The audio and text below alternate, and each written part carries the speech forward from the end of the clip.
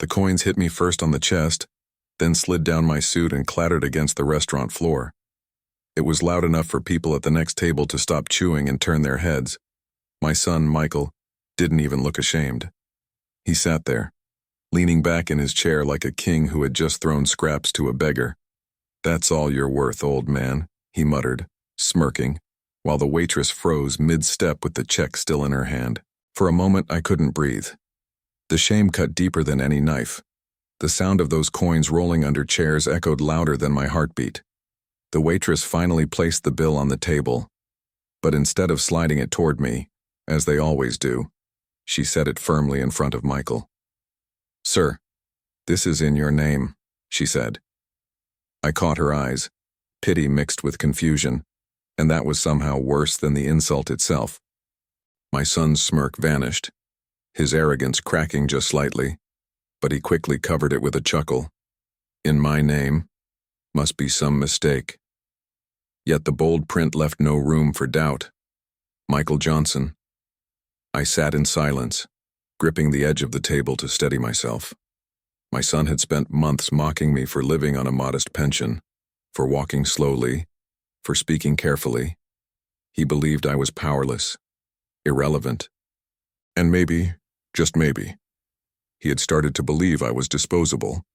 But that check carried something hidden, something he hadn't expected. Before I tell you what happened after that, let me take you back a little. I raised Michael with dignity, even when money was tight. I taught him never to humiliate a man in public, because respect is the last thread holding our humanity together. Yet here I was, 60 years old, coins tossed at me like I was some street performer. That moment cut into the deepest part of me, not because of the insult itself, but because it came from my own blood. The restaurant around us was buzzing with awkward silence. Forks clinked softly, but people avoided looking directly at me, as if my humiliation might be contagious. Michael leaned forward, whispering, "Don't make a scene, Dad. Just pick up your little coins and let's go." His words were knives, but I smiled faintly, the kind of smile you wear when you're carving a plan in your mind. He thought I was broken, but I had been storing quiet strength for years, and he had just given me the reason to use it. You see, that bill arriving in his name was no accident, and it was only the first step in a path I had chosen long before that dinner. The seeds of revenge often grow in silence, watered by years of being underestimated. That night, under the soft glow of a cheap lamp and the clinking of coins on tile, I felt the first bloom of justice. I didn't bend down to pick up the coins. Instead, I lifted my glass of water, my hand steady, and took a slow sip while Michael's laughter sputtered. He wanted me small. He wanted me embarrassed. But I wanted him to squirm. "It's in your name, son," I said softly, loud enough for nearby tables to hear. "Everything is." That sentence wiped the last hint of amusement from his face. He didn't know what I meant yet, but he would. Have you ever lived something like this? Humiliated in front of family, forced to swallow your pride? Share it with me in the comments and subscribe. More people deserve to find strength in these stories. Michael pushed the bill back toward the waitress, trying to dismiss it. "Run it again. It should be in his name." But the waitress shook her head firmly. "No, sir. It's tied to the reservation, and the reservation is under you." His jaw clenched. The man who had thrown coins at his father suddenly realized the room wasn't laughing with him. They were watching him. That was my first victory of the night, small but sweet. Yet it was just the beginning of what was to come. Because what Michael didn't know was that the check on that table was nothing compared to the one waiting for him outside that restaurant. And what I found later, hidden in the drawer of my late wife's desk, would change everything forever. Michael's hands were shaking now, though he tried to disguise it by folding the bill neatly in half. His eyes darted around the restaurant, searching for an ally, but everyone else was suddenly fascinated by their mashed potatoes or coffee cups. That's the cruel trick of public humiliation. You don't just feel the shame, you feel the absence of rescue. I leaned back in my chair, letting him sit with the discomfort. I wanted him to feel the heat of eyes on his back, the silent judgment of strangers. He had tossed those coins at me thinking he was above me, but the world has a way of flipping the mirror when you least expect it. "Pay it," I whispered. My tone was calm, not a plea but a command. That startled him more than if I had shouted. He blinked. "What?" "Pay the bill." The waitress, poor young thing, hovered nervously with her little notepad. She was caught in the crossfire of family warfare, and I almost felt sorry for her. Almost. Michael slapped his credit card on the table with more force than necessary. "Fine," he said. "Let's get this circus over with." But the machine refused him, declined. I heard the soft electronic beep, and I swear it sounded like a church bell of justice. He tried again, a second card, then a third. Each one failed. His face flushed red, then purple, sweat dotting his forehead. He wasn't a king anymore. He was a boy caught with his hand in the cookie jar, and the whole room could smell his fear. I sat still, hands folded, watching him fall apart. "Problem, son?" I asked gently. He glared at me, his lips trembling. And for the first time in years, I saw the boy I once raised, the boy who had once clung to my hand crossing the street, the boy who cried when his mother left for night shifts at the hospital. But that boy was buried deep under layers of arrogance and entitlement, and I wasn't sure if he could ever come back. The waitress spoke up again, timidly. "Sir, if you can't cover the bill, we'll need to discuss other options." Michael slammed his hand on the table. "I said I'll pay it." His voice cracked, louder than intended, and now the whole restaurant wasn't just glancing. They were staring openly, forks suspended in midair. That's when I made my move. I reached down, picked up one of the coins he had thrown at me, and held it up between my fingers. The metal caught the dim light. "This is what you think I'm worth, Michael," I said, my voice steady. "But tonight, you'll learn the value of respect." I dropped the coin on top of the bill. The sharp clink echoed through the silence. He froze, eyes wide, because deep down he knew something larger was unfolding, and he was no longer in control. The waitress excused herself to check something in the back and giving us space, though I suspected she just didn't want to witness the unraveling. Michael leaned in, his voice low and desperate. "What game are you playing, old man?" I smiled faintly. "No game. Just a lesson long overdue." And then I let the silence sit heavy between us, like a coiled spring ready to snap. Because the truth was, that night wasn't about a meal or a bill. It was about years of resentment, betrayal, and quiet preparation. I had allowed him to believe I was weak, but weakness can be a mask. I thought of my late wife, Gloria, and the promises I made at her bedside. She used to say, "Don't let him grow into a cruel man, James. Teach him better." I tried. Lord knows I tried. But somewhere along the way, he hardened, and maybe tonight was the only way to break him open. The waitress returned, nervously adjusting her apron. "Sir," she said to Michael, "your name is on file with the reservation and, well, we've already processed it through your account." Michael's jaw dropped. "That's impossible. I didn't authorize." "Sir, it's already done."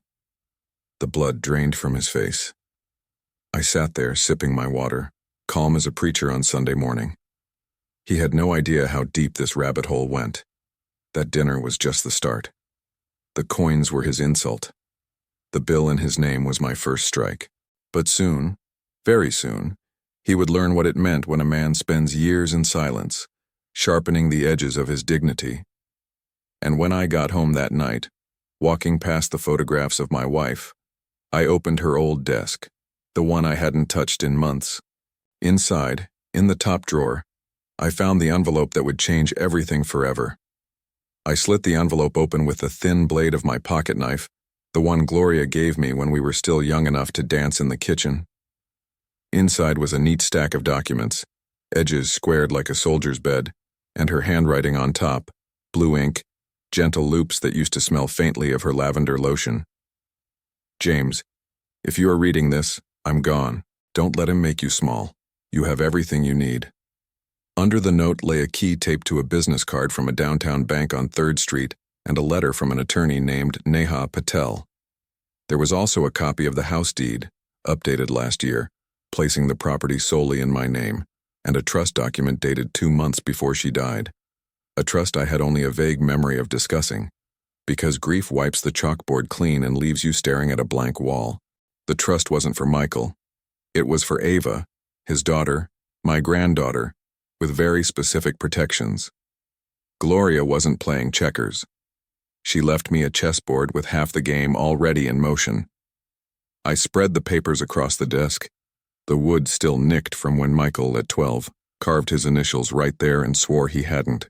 The trust language was tight and sober: tuition only, medical needs, a small allowance for life events, and me as sole trustee, removable only by court order. There was also something else, a separate folder labeled commercial lease. I frowned. It was a lease agreement for a small corner unit on Oak and Maple, the strip where the restaurant sat like a bright new tooth in an old smile. The lessee, the restaurant's owner. The lessor, a holding company I apparently controlled through the trust. Gloria always handled the boring paperwork while I handled people. She once told me, "People are the tiles, James. Paper is the grout. Without it, everything slides apart." I thought of that bill landing in Michael's name and saw the outline of what she'd built. The reservation policy tied to the tenant's landlord account, the landlord account under my holding company, dining benefits, discounts, and yes, the option to assign bills to sponsoring accounts, features I hadn't known existed. Suddenly, that little miracle at the table didn't feel mystical at all. It felt like Gloria's measured hand on my shoulder, guiding me even after the music had stopped. Morning came with coffee gone slightly bitter on the warmer and the soft tick of the kitchen clock.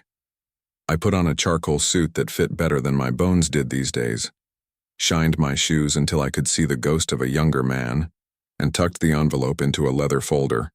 The house smelled like lemon oil and old books. I paused by Gloria's picture, her smile wide enough to forgive a universe, and told her, "I'll do it right." The sun laid a pale stripe across the living room rug, as if blessing the stage. On 3rd Street, the bank's glass doors sighed open. Inside was all soft carpeting and polite air conditioning, a world that speaks in hushed percentages. Ms. Patel was 5'2" with sharp eyes and a warm handshake. She didn't waste time on condolences. She set the papers between us and asked me to verify signatures, pointed out 2 items I would have missed, then pushed a thin silver key toward me. "Safe deposit. Your late wife was meticulous," she said, and there was a note of admiration in the word that made my throat tighten. Inside the box sat proof that someone had loved me with a practical kind of ferocity. Copies of Michael's old joint credit lines with her, now closed, notarized letters revoking powers of attorney she had once given for convenience and never used, spreadsheets tracking payments to Michael over the last 10 years. Money, we told ourselves, was for stability, for his family, for building something. "It seems he was also using your name for a small business card tied to an old co-signed account," Ms. Patel said, voice calm. "Mrs. Johnson removed you as guarantor before she passed. The bank converted responsibility solely to Mr. Michael Johnson. You're clear." She let that settle. "You have no liability, and you have options." Options. The word tasted like clean water, like a note held without trembling. I'd carried the weight of a father's worry so long my spine mistook it for weather. Now some of it evaporated, and in the vapor I could see the outline of what had to come next. "He'll fight," I said. Ms. Patel nodded. "Then you'll stop rescuing him. That's not cruelty, Mr. Johnson. That's gravity." I left the bank and walked 2 streets over to Witt's barbershop, because that's where a man goes when he needs to think among people who knew him before the medals and the mistakes, before the arguments got subtle and the knees got loud. The bell above the door chimed. The place smelled like talc and aftershave, and old men argued about the Bengals like it was theology. Witt himself, hair white as chalk, grinned. "Well, if it ain't the best-dressed usher in all of Westwood Church." I laughed and took a seat, the barber's chair creaking under the history of everybody who ever sat in it. The mirror gave me back a face that had seen 4 decades of Mondays. I asked for a trim I didn't need and got a sermon I did. Respect is a credit line, Wit said, snipping. You spend it slow, you earn it slow, and you lose it fast. Your boy, he'd been spending it like he got a lottery ticket. Across the room, a teenager picked out an old R&B tune on guitar, soft and stubborn. It made me think of the way Gloria used to hum while balancing our checkbook, a tiny metronome for the life we built. I put my palm on the armrest and felt the nicked wood under my skin. A plan settled into place, heavy and clean. I didn't picture fireworks.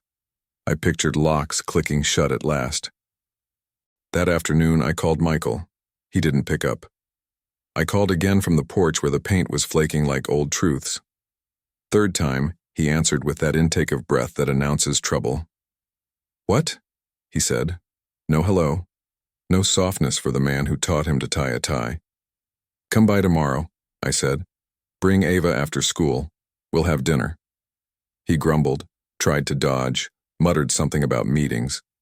Tomorrow, I said, and the way I said it gave him no oxygen for negotiation. I spent the evening cooking, not because he deserved it, but because Ava did. The kitchen filled with the smell of garlic and onions surrendering in a pan, of cornbread browning, of thyme warming in my palm. I pulled out the blue plates we saved for Sundays, polished the forks, and set the table properly because dignity is a muscle. You flex it in small things so it's strong for the big ones. They arrived with the scratch of tires on gravel and the thud of a car door. Ava burst through the doorway like light in sneakers, 10 years old with her mother's serious eyes and a backpack plastered with stickers of planets. "Granddad!" she squealed, and my heart put on new shoes. Michael followed slower, all angles and frowns, his shirt wrinkled in that particular way that says a man believes ironing is beneath him. He looked at the plates, the food, the photograph of Gloria smiling from the sideboard, and said nothing. We ate. Ava told me about a science fair project where she wanted to build a model of the solar system with marbles and a lazy Susan. I told her about how Gloria once made me drive to 3 different stores because she was convinced one supermarket had better greens. Michael pushed food around his plate like it owed him money. When Ava excused herself to the living room, I slid the leather folder onto the table and waited. He didn't touch it at first. He knew a summons when he saw one. I went to the bank, I said. No thunder, just weather. He frowned, then smiled that mean little smile that never reached his eyes. And I opened the folder like a book of hours. Your cards were declined last night because your accounts are in trouble. You've been living heavy on borrowed tomorrow. He gave a half shrug. Business cycles, it'll turn. It won't, I said, because I'm not softening the ground for your fall anymore. I pushed the trust documents across. He scanned, then slowed, then read. A trust. For Ava. His mouth twisted. So you trust her more than your own son? I trust the little girl who hasn't lied to me yet, I said, and the words landed between us like a small, bright hammer. He flipped to the ledger of payments, the neat columns of money we'd poured into his trying, generous even when the trying looked like taking. His eyes hardened at the math.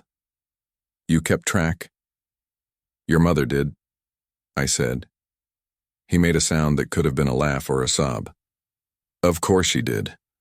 Here's the part where old men usually beg. I didn't. I opened the folder to the lease agreement. I own the building where that restaurant sits, I said. His head snapped up. What? Gloria and I bought the corner before you were married. The restaurant pays rent to a holding company I control. It's clean, it's legal, it's quiet, and because of how the reservation system is tied to landlord accounts, last night's bill was assigned to you when you made the reservation, because your company's rewards number is connected to you and flagged. The manager followed the prompt. You tried to throw coins at me in a building I own portions of, Radar, son. I let the sentence sit there a while, to make sure the irony got a good seat at the table. He stood abruptly, chair legs screeching a warning on the tile, and stalked to the living room. Ava was drawing planets on printer paper, her tongue poking out in concentration. We're leaving, he snapped, and for the first time I saw fear on his face that didn't look like anger wearing a new hat. I followed him to the doorway and spoke in that low voice fathers keep for the day they're out of patience. You forged my name, Michael, on a small business card 5 years ago. Your mother took me off before she passed. The bank knows. I'm not pressing charges. His shoulders slackened like somebody let the air out.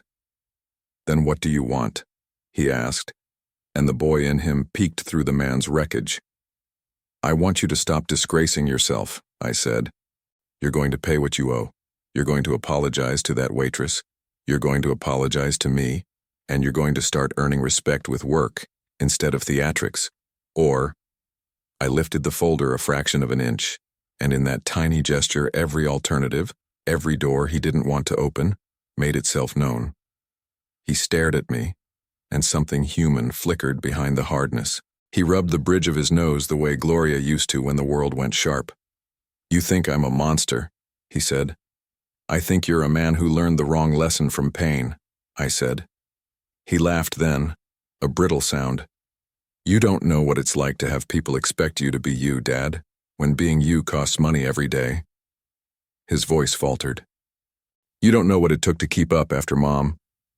The name snagged in his throat, and there it was, the cracked place grief left in both of us. Ava looked up then, small and spectacular. Daddy, look, she said, lifting her drawing. The sun, big and patient, sat at the center. She'd made Earth slightly too large, as kids do when they're honest about hope. Around the edge, she'd drawn a tiny belt of dots. That's the coins, she said matter-of-factly, because they go in circles and always come back. Children are often cruel only in their accuracy. Michael swallowed hard.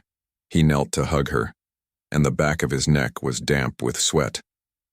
After they left, the house felt the way a theater does after the audience goes home, air still buzzing with lines spoken, something unresolved hanging like a curtain that refuses to fall.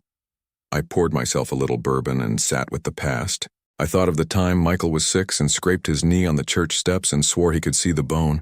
He wailed, and I taught him to breathe through it, counting slow like reeling in a fish. Maybe this would be the same. Maybe he could breathe through this. Or maybe he'd try to drown where nobody could see. The next morning was Sunday. I wore my blue blazer and ushered at Westwood. The little church on Elm still smelled like coffee, old wood, and the perfume of 100 grandmothers. Sister Lorraine pushed a hymn book into my hand and squeezed my fingers until my bones complained. I heard there was a scene at dinner, she said, and because gossip travels on wings, I didn't bother asking how. You keep your chin up, James. Pride's heavy, but a bent neck is heavier. During the sermon, the preacher talked about the prodigal son, but he didn't soften it with parable sugar. He said love and consequence share a fence. If you take down one, the other wanders off into traffic. I stood by the door afterward shaking hands, listening to complaints about the AC and compliments about the choir, and I felt a strange thing. Not rage, not relief, but a kind of braced calm, like a bridge after you've checked every bolt. Michael didn't come to church. He didn't answer my calls for 2 days. On the 3rd day, his ex-wife, Tasha, called me from a number I didn't recognize. Her voice was tired in a way that sat. James, I'm sorry to bother you. He showed up here late, talking fast, asking for money, said you're trying to ruin him. I told him to leave. He scared the kids. I pinched the bridge of my nose, old habit now. Thank you for telling me, I said. I'll handle it. Tasha hesitated. He's not sleeping, she said, softer. Hasn't been right since Gloria passed. There's pride, but there's also panic. That night, I drove to a pay-by-the-week motel on the edge of town where the parking lot lights make everything look like it's happening inside a fishbowl. I found his car half parked in a crooked space, trash in the back seat, a suit jacket balled up like a surrender flag. I knocked. He opened the door with eyes that hadn't met sleep respectfully in days. The room smelled like stale fries and sour fear. I'm not giving you cash, I said when he stepped aside and let me in. He didn't bother pretending to be surprised. He just sank onto the chair and pressed his hands against his face like he was trying to rearrange it. "I didn't throw those coins because I hate you," he said finally, voice muffled. "I threw them because I hate the man I am next to you. You're finished and polished and respected. People at the grocery store call you Mr. Johnson like you're a judge. I'm 38 and I owe enough money to pave a road from here to Cincinnati. I thought making you small would make me bigger. It didn't. It made me a bully in front of my kid." The confession skittered out like a startled animal, then sat between us, shivering. I pulled a folded piece of paper from my pocket and set it on the table. It was a repayment plan Ms. Patel had drafted. Numbers so clear even shame couldn't argue with them. "You start a job that isn't about image," I said. "You pay off what you owe. You meet me every Sunday after church for lunch. And we don't talk about anything but real things. You show up for Ava. You apologize to the people you harmed. 6 months of that, and I'll consider matching the next 6 months' payments to accelerate the debt. You miss a payment, or lie, I hand this entire folder to people who won't be as kind as I am." He stared at the paper, then at me, then at the floor. "What if I can't do it?" he whispered. "Then you learn what falling feels like and you get up anyway," I said. "Because I won't catch you, but I will stand where you can see me." He laughed once, a short, painful bark. "You always were a poet when I wanted a banker." "I was a janitor," I said. "I made things clean for a living. This is cleaning." He scrubbed his face again, then nodded, and that nod held more weight than any speech. He signed the plan with a shaking hand, and for a moment I saw the boy tying his first double knot, fierce and clumsy and determined. I should tell you that everything got better then. That would make a tidy story. But real life loves mess. 2 days later, a notice arrived in my mailbox with my name misspelled and the kind of phrasing that signals a problem with capital P, an old business tax discrepancy tied to the holding company Gloria set up, a clerical error that had ripened into a threat. I walked the envelope to the desk, sat and read it twice, then 3 times. If the numbers stood the way the state said they did, they could place a lien on the property, on the building that held the restaurant. On the chessboard I thought I understood. I called Ms. Patel. She sounded more interested than alarmed. "Bring everything," she said. "Old returns, lease statements, bank notices. There's likely a misclassification or a payment applied to the wrong quarter. It's fixable, but we should move." Before I could gather the papers, my phone buzzed again. Unknown number. A man introduced himself as the restaurant's manager, voice polite but urgent. "Mr. Johnson, I hate to bother you. There's been an incident with your son. He's here." I closed my eyes and let my forehead rest on the cool wood of Gloria's desk, just for a heartbeat, the scent of lemon oil and old paper rising like a memory. Then I picked up the folder, slid the key into my pocket, and headed for the door. Because when justice and mercy split the path, a man has to know which road he's walking, and sometimes that road starts with an argument under neon lights and ends with a door you never thought you'd open. The restaurant looked different in the daylight, stripped of candlelight and soft music. Without the romance of dinner service, it was just a box of tables and chairs. The smell of bleach fighting with the lingering scent of fried onions.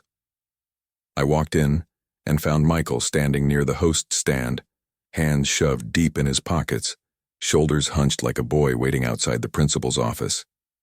The manager, a wiry man with a pencil mustache and nervous energy, straightened when he saw me. "Mr. Johnson, thank you for coming," he said quickly. "There's been some disruption." Michael avoided my eyes, staring at a framed certificate on the wall as though he could crawl into it. The manager gestured for me to step aside, lowering his voice. "Your son came in this morning demanding cash, insisting he had rights to the lease." He raised his voice in front of staff. "I had to call the police, hombre, but I thought maybe you'd want to handle it before things escalated further." His words carried the weight of someone balancing courtesy and alarm. I nodded. Slow. "You did right," I said. Then I turned to Michael. Let's take a walk. He hesitated, then followed me out to the sidewalk. The autumn air bit sharp, leaves crunching underfoot. We stood beside the lamppost where Gloria once waited for me after choir practice, her scarf whipping in the wind. That memory steadied me. "What were you thinking?" I asked, my voice low but firm. Michael finally looked at me, his eyes bloodshot, jaw tight. "I was thinking," he said bitterly, "that my own father is sitting on a gold mine while I'm drowning.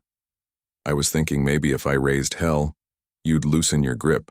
I was thinking maybe for once you'd see me." I studied him. His words weren't daggers. They were the dull thud of a man bruised by his own fists. "I've always seen you," I said softly, "but lately, all I see is a man trying to burn down his own house to feel the warmth." He laughed harshly. "Easy for you to talk about houses when you've got the deed, the trust, the bank. You and Mom built a fortress. I'm out here begging for scraps." I wanted to snap back, to remind him of every dollar, every chance, every bailout, but something stopped me. Maybe it was Gloria's voice in my memory, telling me that anger only hardens what's already brittle. "You think this is about money?" I said. "It's not. It's about character, and you've been bankrupt there for a long time." Michael flinched like I'd struck him, but instead of exploding, he sank onto the curb, elbows on his knees, staring at the pavement. For a long while, the only sound was the rustle of leaves and the faint hum of traffic. I sat beside him, the concrete cold even through my suit pants. "Son," I said quietly, "when you threw those coins at me, I didn't feel poor. I felt pity. For you. Because anyone who can humiliate their father in public is already bankrupt in a way no money can fix." His shoulders trembled. He rubbed his face with both hands. "I don't know how to fix it," he muttered. "You start small," I said. "You apologize. To the manager, to that waitress, to Ava, you start showing up instead of showing off. You think manhood is measured in how many bills you can throw down? It isn't. It's measured in how many times you stand back up after falling." He let out a shaky breath. "And if I fall again?" "Then you get up again," I said. "And if you can't, you call me. Not for money. For help being a man again." He looked at me then. Really looked. As if trying to decide whether I was a judge or a lifeline. After a long silence, he nodded once. We walked back inside. The manager's eyes darted between us, wary. Michael cleared his throat, voice rough. "I'm sorry," he said. "For earlier, for last night, for an everything." It wasn't eloquent, but it was a start. The manager gave a stiff nod. "Don't let it happen again." We left together, and for the first time in years, I felt something between us that wasn't bitterness. It wasn't forgiveness yet, but maybe the faint shadow of it. That night, I sat at Gloria's desk again, papers spread before me like maps of a war not yet won. I thought of Ava, her planets circling in colored pencil, coins orbiting like lessons waiting to be learned. I thought of Michael's cracked voice, his hunched shoulders, the way shame had finally softened him. I thought of myself, an old man tired of carrying silence like a burden. And I realized this story wasn't just about revenge. It was about inheritance, not of money, but of dignity, of teaching a man too late what respect really costs. But the world wasn't done testing me yet. Because 2 days later, another envelope arrived. Thick, official, the kind that smells of ink and bureaucracy. And inside it was a notice that threatened to undo everything Gloria and I had built. The state was auditing the trust. The letter was heavy in my hands, as if the paper itself knew the power it carried. State Audit Division, review of trust accounts, mandatory appearance. The words bled into each other as I read them again and again. My chest tightened. This wasn't just a clerical nuisance. This was the kind of trouble that could unravel everything Gloria had so carefully stitched together. I called Ms. Patel immediately. Her voice was calm, steady, the way you hope a surgeon sounds when holding a scalpel. "Bring me everything," she said. Do not throw anything away. Even scraps of notes matter. That night, my kitchen table looked like a courtroom. Deeds, bank statements, tax filings, receipts. I laid them out in rows, Gloria's neat handwriting whispering through every margin. I touched the pages like they were relics. She had thought of everything except maybe how much a man could take before breaking. When Michael came by to drop Ava off for school the next morning, I told him. His face paled, but then he shrugged with a bitterness that cut me. Guess karma came knocking. You thought you were untouchable. Now the state's going to teach you a lesson. The anger rose hot in me, but I held it down. This isn't about me, I said. It's about Ava. That trust is hers. If it collapses, she loses her chance at a clean start. Something flickered in his eyes. Guilt, maybe, or the faint spark of fatherhood not completely smothered. What do you want me to do? He asked flatly. Tell the truth when they ask, I said. Nothing more, nothing less. He looked away. Truth and I aren't on speaking terms these days. Then start the conversation, I told him. Days blurred into nights as I prepared. Miss Patel coached me, her pen tapping against documents while she explained procedures. Auditors look for cracks, she said. Our job is to show them structure. Her confidence was armor, but I knew armor can dent. The night before the hearing, I couldn't sleep. I walked through the house, touching the furniture, the photographs, the life Gloria and I had built. In our bedroom, her scarf still hung on the chair. I pressed it to my face, breathing in the faint ghost of her perfume. Stand tall, I whispered to the empty air. Stand tall for both of us. The next morning, the government building loomed gray and merciless. Inside, fluorescent lights hummed like insects. Michael was already there, slumped in a plastic chair, looking like a man waiting for a verdict. I sat beside him. We didn't speak.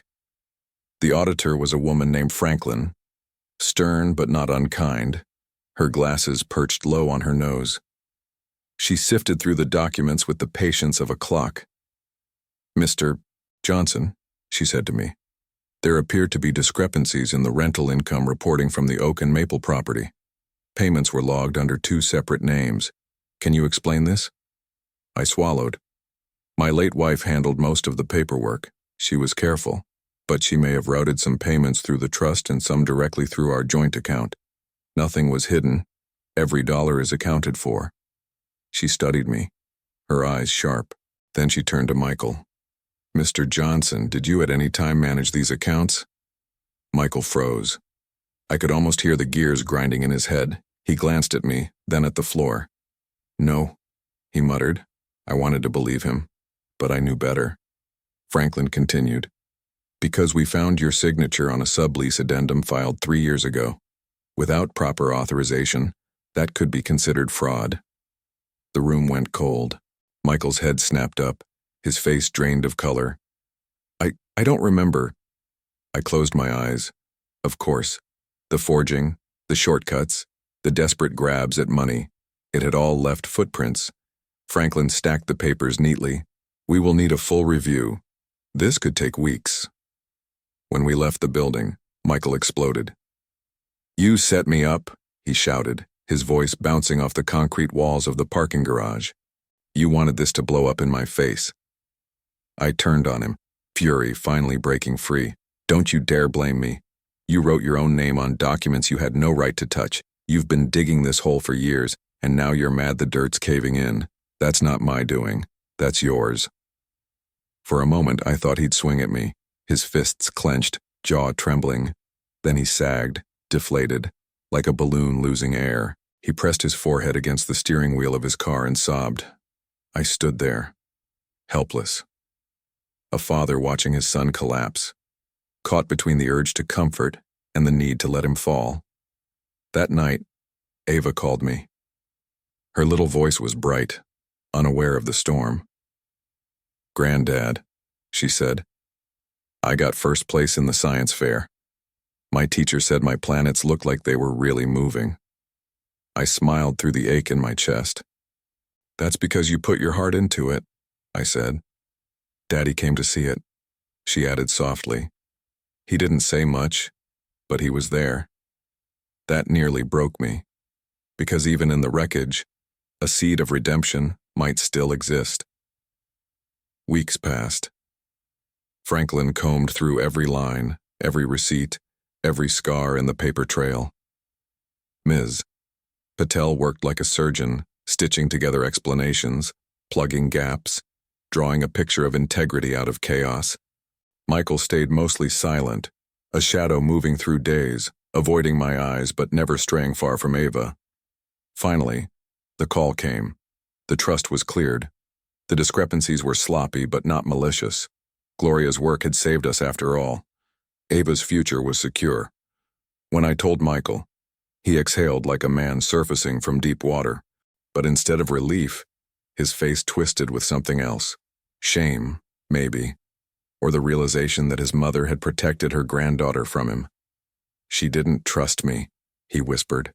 She loved you, I said, but she loved Ava more. And she knew you'd either rise to meet that or fall beneath it. He looked at me, eyes red, lips trembling. And you, do you trust me? I thought of the coins hitting my chest, of the waitress's startled face, of the forged signatures and the lies.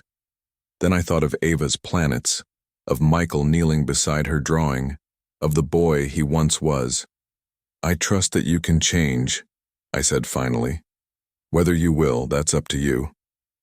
For the first time in years, he didn't argue. He just nodded, slowly, as if the weight of the world had finally settled on his shoulders in the way it was supposed to. But deep inside, I knew the story wasn't finished. Because redemption is never a straight line. It twists, it breaks, it tempts a man back into darkness, and Michael's journey was far from over. The next test came sooner than I expected. The test came on a Thursday night, just as the neighborhood was settling into the quiet rhythm of supper and television. My phone rang, the kind of ring that carries urgency even before you answer. It was Tasha. Her voice shook. James, you need to come. Michael's here, and he's not himself. I drove faster than I had in years, the old Buick groaning but loyal, headlights carving through the dark. When I arrived, I saw Michael standing on Tasha's porch, shouting through the screen door. Ava's small silhouette hovered behind her mother. Frightened but curious, my heart clenched at the sight. Michael! I barked, stepping out of the car. My voice carried across the lawn, louder than I'd meant, full of authority I thought I'd lost. He spun around, eyes wild, pupils dilated. I could smell the whiskey even from the sidewalk. She's keeping Ava from me, he shouted, pointing a trembling finger at Tasha. She's poisoning her against me. Tasha's face was pale, her hand gripping the doorknob like it was her last defense. He's drunk, James. Please get him out of here. I walked up slowly, careful like approaching a wounded animal. Michael, look at me, I said. This isn't the way. He laughed bitterly, the sound cracked and ugly. The way? You think you know the way? Sitting in your suit, preaching about dignity while Mom hid everything from me. She gave you the trust, the house, the power. She gave me nothing. You had everything we could give, I said quietly, and you wasted it. That hit him like a slap. He staggered back a step, eyes glistening, then suddenly surged forward, his fist connected with my shoulder, not my face, but hard enough to rattle my bones. Ava screamed from inside the house. I didn't hit him back. I stood tall, steady, absorbing the blow like stone absorbs rain. Are you done? I asked. For a moment, he looked ready to swing again, but something in my stillness stopped him. He sagged, his arms dropping to his sides, his breath ragged. Then he collapsed onto the porch steps, head in his hands, muttering, I can't do this anymore. I sat beside him, ignoring the ache in my shoulder. Then stop trying to fight alone, I said. Tasha opened the door just enough for Ava to slip out. She ran to me, wrapping her arms around my waist. Michael looked up at her, tears streaking his face. I'm sorry, baby, he whispered. I'm so sorry. Ava tilted her head, studying him with a seriousness far beyond her years. Then be better, she said simply. Children have a way of cutting to the truth. That night, I drove him back to my house. He was quiet in the passenger seat, staring out the window, the whiskey stench mingling with the faint scent of Ava's crayons still on his jacket. I settled him in the spare room, gave him water, and let him sleep. The next morning, he looked broken but sober. "Dad," he said, voice rough, "I need help. Real help." I nodded. "Then we'll get it. But it has to be your choice, not mine." He agreed to rehab, the kind that doesn't just dry a man out but forces him to look in the mirror. It wasn't cheap, but Ms. Patel helped arrange a program that could be paid through restitution funds, tied to his repayment plan. The irony wasn't lost on me. His own mistakes were now financing his chance at recovery. The first weeks were brutal. He called me late at night, his voice raw, confessing cravings, fears, regrets. I listened steady, offering neither excuses nor condemnation, just presence. A month in, Ava and I visited him.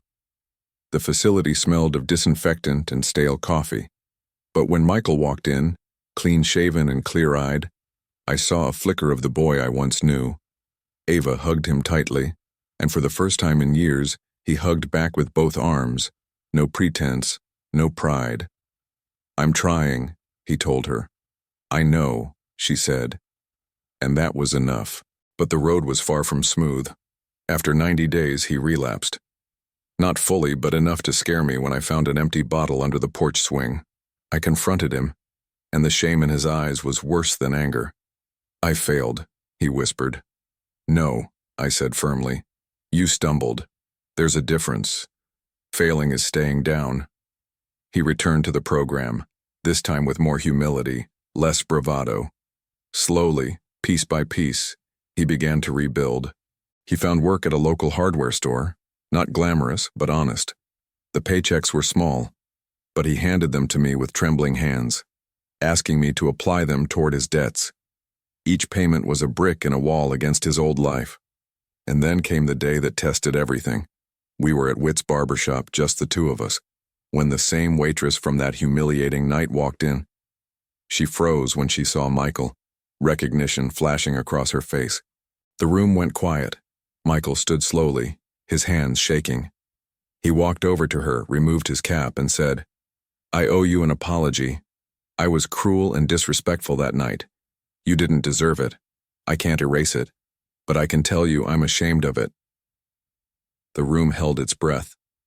The waitress blinked, surprised, then nodded slowly. "Thank you," she said. "That means something." It wasn't absolution, but it was a start.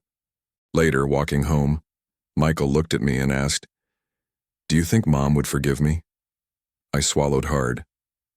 "I think she'd be proud you finally asked the question." The seasons turned. Ava grew taller, her laughter brighter, her science projects more ambitious. Michael kept working, kept paying, kept fighting the pull of old habits. He stumbled again once or twice, but each time he stood back up faster, steadier. And me? I found a strange peace in the chaos. Revenge had driven me once, fueled by coins hitting my chest and humiliation searing my pride. But what grew instead was something deeper, not just justice, but the possibility of redemption. Still, a part of me waited, because men don't change overnight, and scars don't fade just because you wish them to. The question lingered. Would Michael's transformation hold when the real world pressed down again? That answer came one evening when a letter arrived in Michael's name. This time not a bill, not a summons, but an offer. A chance at a better job, one that could change everything for him and Ava. The only problem: the offer came from a man Michael once owed money to, a man whose name carried shadows. The letter was printed on thick, cream paper with a logo that tried too hard to look respectable. 3 gold letters interlocked like a promise you'd be smart to decline. The name at the bottom turned my mouth dry: Daryl Knox. I knew that name the way a neighborhood knows the sound of a bottle breaking. He wasn't the kind of man who sent offers. He sent pressure dressed as opportunity. Michael read it at my kitchen table, the evening light striping his face through the blinds. They want me to manage a new warehouse on the south side, he said, trying for casual and landing squarely on rattled. Steady salary, benefits. Ava could have her own room again. What's the catch? I asked. My voice came out too gentle for how sharp I felt. He swallowed. There's history. After Mom died, I borrowed from him. Short term, he said. It grew teeth. I paid some back. Not all. He set the letter down with the carefulness of a man placing a hot pan. He wants me to sign on and funnel certain purchases through a preferred vendor. That vendor is his. He says it's legal. It smells like the inside of a locked car in August. I pictured Ava asleep on a real bed, not a pullout. I pictured Michael in a shirt he ironed himself, keys to a clean life in his pocket. Then I pictured the rot that would live in the walls if he took poison as medicine. You already know my answer, I said. He nodded, eyes on the letter as if hoping it would apologize. I wanted to hear it anyway. We sat there in the kitchen breathing the same tight air. The house smelled faintly of coffee grounds and rosemary from the pot I kept alive out back like a small, stubborn promise. I felt old and sharp and soft all at once. The truth is, I wanted to save him with a swipe of a pen, a check hemorrhaging my pride. But I'd learned what happens when you pay a man out of a lesson. The lesson grows teeth too. Meet him, I said finally. Not to accept, to end it clean, no side doors, no whispers, and we do it somewhere bright where the truth can't hide. Where? He asked. The restaurant, I said, and watched the understanding hit him like a bell. You stood there and tried to make me small. Let's see who tries to make you small now. 2 nights later, Knox arrived exactly on time, because men like him want you to know their shadow keeps a schedule. He was tall, with a lax kind of smile that never touched the eyes. Expensive shoes that had somehow never met a scuffed sidewalk. We'd asked the manager for a corner table, the kind with clean sight lines and a long memory. The dining room smelled of charred lemon and butter, that comforting hum of conversation washing over us like a song without words. Mr. Johnson, Knox said, extending a hand to me first, the way a wolf might offer you its paw if it learned your name. And Michael, good to see you looking sturdy. Daryl, Michael said, flat. He didn't take the bait. Small victories, brick by brick. We sat. Water arrived, sweating gently in its glass. The waitress, yes, the same one, recognized us, her posture careful but not unkind. Michael's cheeks colored. He had asked for this in this place, for a reason. Knox folded the offer neat as a priest and slid it across the table. Simple enough. You step into the warehouse manager slot. Good money, predictable hours, you've got a kid. Predictable is a blessing. In return, you use our vendor for certain items. Better prices, quicker turnarounds. Everybody wins. He smiled. Especially you. Especially you, I corrected, and his eyes flicked to me, assessing. He had likely expected the old man to sit pretty and stay quiet. I've never been good at either. He shrugged. We all eat when the pot's full. Sometimes the stew's poison, I said. Knox laughed, appreciative. I like him, he told Michael. Reminds me of my uncle. Always had a proverb while counting his money. Michael didn't smile. He lifted the water and sipped like he was stalling a train. I watched his hand. It didn't shake. What happens if I say no? He asked. Knox steepled his fingers, glanced left, right, as if anyone here cared about our little theater. Then this letter never happened, and I find a different way for you to make right what's owed. Different like how? I asked, because I wanted it out loud. On the table, dressed in its true clothes. He considered me. You have a flair for the dramatic, Mr. Johnson. I admire it. Answer the man, I said, pleasant as Sunday. He smiled again, thinner. Work for a friend of mine, or sell some things I know you have, or introduce me to people who trust your name, Nothing illegal. Certainly nothing you couldn't explain over coffee. And if he says no to all that, I pressed. Knox's eyes cooled. Then I remind him of the lesson I already taught him once. He turned to Michael. You remember, interest is a teacher that never sleeps. Michael set down the glass. He reached into his jacket pocket and placed something small and bright on the white tablecloth. Coins. The same denomination he'd thrown at me that first night. He'd kept them, the stubborn little moons. He lined them up, 1, 2, 3, 4, 5. I remember, he said quietly. I remember the way shame feels when you throw it and when it lands. Knox cocked his head, amused. You brought props. I brought reminders, Michael said. He looked at me, then at the waitress across the room, then at the manager pretending not to watch. He breathed in. No. The word didn't echo. It landed. Knox's smile died the way a cheap candle does, quick and messy. His jaw twitched once. Careful, he said, voice lower. You're at my table. That's where you're wrong, I said gently. You're at mine. I turned the leather folder I'd brought and eased out a second envelope. Ms. I. Patel had helped me draft it with a precision that would make a surgeon blush. I slid it to the edge of the table for Knox to admire. This is a notice of intent, I said, to settle Michael's debt through a court-approved repayment plan tied to his wages. Transparent, legal, in writing. Which means no more parking lot conversations, no backroom interest rates, no late-night offers printed on thick paper. If you accept, you get your money slow but honest. If you don't, we litigate, and every judge in this county gets to learn how you structure your dinners. He chuckled without humor. You think that scares me? No, I said. But paperwork is the grout. People are the tiles. You slide less with grout. Gloria, still speaking through me. Knox took the envelope and weighed it like a fruit he didn't trust. You have no leverage, he said. Your son he owes me, and he owes me in the way that counts. Here's the part I almost enjoyed. I reached into the folder again and set down a copy of a filed complaint.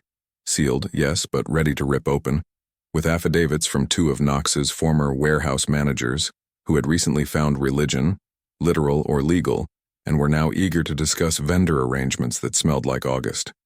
I had not coaxed those men. Ms. Patel had introduced me to a prosecutor who knew how to listen when regret knocked. You've been sloppy, I told him. Sloppy gets lonely in front of a bench. For a second, I saw fear skate across his face, just a shadow of it, but I've lived long enough to read shadows like sign language. Then it was gone, replaced by calculation. He leaned back. You're bluffing. Maybe, I said, smiling. Maybe not. You'd know better than me. The manager approached then, not by accident. Everything okay here? He asked, hands folded like a prayer you can't accuse of anything. Fine, I said. We were just choosing the honest road. Knox tapped the envelope against his palm, thinking. The room wasn't watching us, but it could have been. The whole city felt like it leaned in. He finally slipped the letter into his coat, rose slowly, and buttoned the jacket with theatrical calm. I'll review this with my people, he said to me, then fixed Michael with a look that didn't blink. You're making a mistake. Michael stood too. I noticed the small, basic ring on his right hand. No gemstone, just a promise to himself he'd started wearing out of rehab. He put both palms flat on the table like he was pressing the future into it. I've made 1,000, he said. I'm trying to run out. Knox's eyes softened just a hair, the way predators sometimes respect a prey that finally shows its teeth. You had a mother who loved you, he said, almost kindly. That's a debt you can't repay. He turned to leave, then paused, glancing at the coins. He picked up one and flipped it back to Michael with a casual flick. Keep a souvenir, he said. Sometimes it's good to remember. He walked out. The door opened. The night air breathed. The door closed. And just like that, the world didn't end. I let out a breath I didn't know I'd been hoarding since 1989. Michael sagged back into his chair. His hands shook now, but it was the tremor of a man post-battle, not pre-collapse. The waitress approached, careful smile in place. Michael met her eyes. "We'll take the steak special," he said, voice steadying. "2, please." Then he looked at me. "If that's all right." "It's perfect," I said. When the bill came, she laid it at the edge of the table, where old habits live. Michael slid it toward himself without theatrics, pulled out a plain debit card from the hardware store's credit union, and paid. No flourish, no flinch. He added a generous tip, not showy, respectful. When he signed, his hand didn't shake. "Let's walk," I said after. The street outside was cool, that sweet autumn clarity that tastes like apple skin. We moved slow, 2 men and the space between them now a little less crowded with ghosts. We passed the lamppost where Gloria's scarf once snapped in the wind. Michael touched it with his fingertips, the way believers touch a pew. "I wanted to be big so bad," he said. "Turns out big is just quiet." "Big is doing right when the room isn't watching," I said. He nodded, then laughed softly. "And sometimes when the room is watching too much." He glanced back at the restaurant windows and shook his head at himself. "I was a fool." "Fools become teachers if they survive," I said. "I know. I've taught some classes." We didn't talk about Daryl Knox again that week. Ms. Patel called to confirm he'd accepted the repayment plan with only minor snarls. She sounded pleased. "You threaded that needle like a tailor with good eyes," she said. I told her the truth. I'd had help. Some of it wore perfume and lived in a drawer where the lemon oil lived. On Sunday, after church, Ava insisted we visit Gloria's grave. The cemetery was quiet, a wind pushing through the trees with that paper-crisp October sound. We brought flowers, simple white lilies. Ava arranged them, serious and gentle. Michael stood a few feet back, hands in his pockets, hat off, eyes damp. "Hi, Mom," he said finally, voice breaking on the 2 letters that always undid him. "I'm not fixed, but I'm working on it." Ava pulled a marble from her pocket, blue with a little swirl like a captured storm. "For the solar system," she said, setting it against the headstone. "Granddad says nothing really disappears. It just changes shape." She looked up at me. "Right?" "Right," I said, and my voice wasn't steady and didn't need to be. We drove home the long way, past Witt's barber shop, past the little church where the choir was rehearsing with the windows open, voices spilling out like warm light. At the house, Michael helped me fix the porch step that had been threatening ankles all summer. He measured twice. He cut once. Sawdust lifted in the sunlight like gold snow. We didn't say much. We didn't have to. We were building something that couldn't be bought. That night, after I washed the dishes and set Ava's drawing, now with a tiny, neat orbit of coins, back on the refrigerator, I took out the original 5 coins and placed them in a small tin with Gloria's name scratched on the lid from some long-ago picnic. I wrote a note and tucked it under the coins. Respect is the last thread holding our humanity together. When it breaks, we sew. I went to bed with the window open just enough to let the cool in. The house settled around me the way old houses do, pops and sighs, like a choir of wood remembering whose hands had built it. I thought about the beginning, metal hitting my chest, humiliation bright as a siren. I had wanted revenge. What I found was heavier and lighter at once. Justice with a heartbeat. In the morning, I woke early and made pancakes. Ava said tasted like soft clouds. Michael arrived with a toolbox and a quiet smile. He kissed the top of his daughter's head, then poured coffee into a mug that said "Best Dad," which he'd bought himself at the thrift store as a joke he wanted to grow into. The 3 of us ate in the kind of silence that feels like home. After breakfast, he cleared his throat. "Dad," he said, "I want to keep paying what I owe, not just the money, the other stuff too, the showing up, the telling the truth, the listening. I want it on paper. I don't trust myself without rules." I slid a simple paper across the table, a schedule, Check boxes, small, neat print. He signed without looking for loopholes. We shook hands. His grip was firm. Mine was steady. Later, when he left for his shift, Ava and I stood on the porch and watched him go. She squinted into the sun and asked, "Is Daddy better now?" "He's being better," I said. "That's the work." She nodded like a foreman approving a foundation. Then she tugged my sleeve. "Can we stop by the restaurant later and leave a thank you note for the waitress, for being patient even when people are mean?" "We can," I said, and felt a knot in my chest loosen I hadn't known still lived there. That afternoon, we did just that.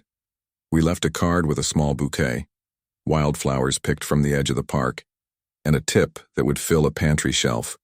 We didn't sign it. Some things don't need names to be true. On our way out, the manager caught my eye and gave a small nod. No words. Just the kind of acknowledgement men trade when they've stood in a storm and not blown away. I don't know how many more storms we'll weather. I'm 60, and my knees complain, and grief slips its hand into mine on odd Tuesdays. But I have a son who's learning what quiet strength feels like, a granddaughter who builds galaxies on the kitchen table, and a memory of a woman who taught me paper is grout and love is labor. In the end, the coins stopped rolling. They came to rest where they needed to. Not at my feet, but in a circle that keeps us all moving forward. And you? Would you have had the courage to confront your own family for justice, even if it meant risking the little piece you had left? Where would you draw the line between revenge and repair?